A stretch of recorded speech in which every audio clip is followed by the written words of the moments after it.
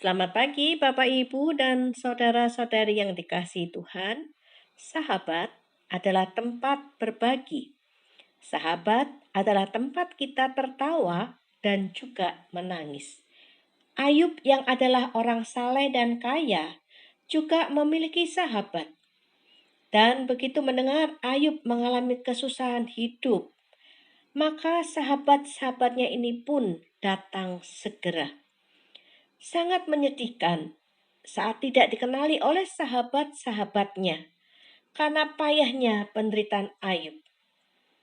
Mereka menangis bersama dan Alkitab mengatakan selama 7 hari 7 malam mereka duduk bersama tanpa berbicara.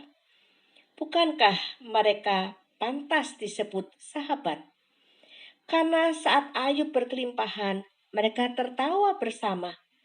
Saat Ayub menderita, mereka pun datang untuk menangis bersama. Walaupun diam adalah emas, tetapi mereka tidak cukup hanya berdiam diri.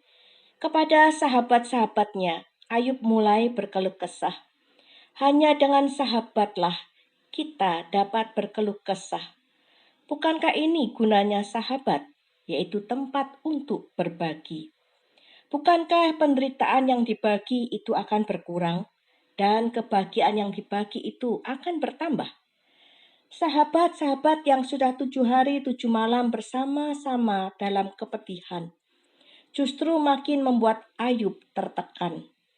Teman sejati bukan hanya menerima siapa kita, tetapi juga yang membantu kita untuk menjadi diri kita yang seharusnya. Setelah sang istri gagal menjadi teman sejatinya, tentu Ayub menaruh harapan kepada sahabat-sahabatnya. Sayangnya, sahabat-sahabatnya pun gagal menjadi teman yang sejati bagi Ayub. Karena sahabat-sahabatnya tidak dapat membantu Ayub untuk tetap menjadi Ayub yang seharusnya, yaitu Ayub yang saleh, Ayub yang takut akan Tuhan, dan Ayub yang tetap beriman kepada Tuhan. Dengan geram, Ayub menyebut sahabat-sahabatnya sebagai penghibur sialan. Elifas, Bildad, dan Sofar sahut menyahut dengan Ayub. Asumsi atau dugaan yang lebih banyak negatif itu akan memunculkan reaksi. Sahabat-sahabat Ayub bereaksi dengan keras penuh kemarahan. Reaksi mereka ini menghambat komunikasi di antara mereka. Mereka gagal untuk memahami apa yang sebenarnya terjadi. Sahabat-sahabat Ayub mendasari pernyataan mereka dengan asumsi bahwa penderitaan Ayub terjadi sebagai hukuman karena dosa-dosa Ayub. Apakah Tuhan sedemikian kejam? Bukankah Tuhan adalah kasih?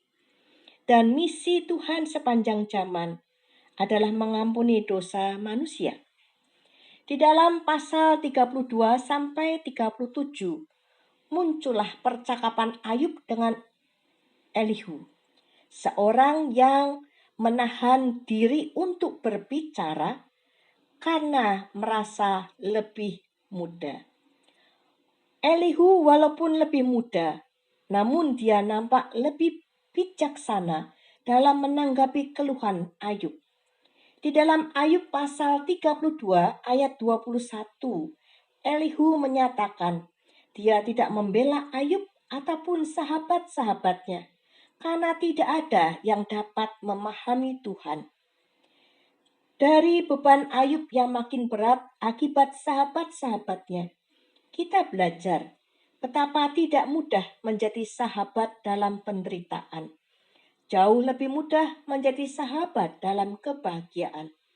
Karena itulah, sedikit orang yang memberi diri untuk hadir dalam penderitaan orang lain. Namun walaupun tidak mudah, Tuhan ingin kita hadir dalam penderitaan orang lain. Bahkan pengkhotbah berkata dengan keras, orang berhikmat senang berada di rumah duka, tetapi orang bodoh senang berada di rumah tempat bersukaria. Tuhan beserta kita. Amin.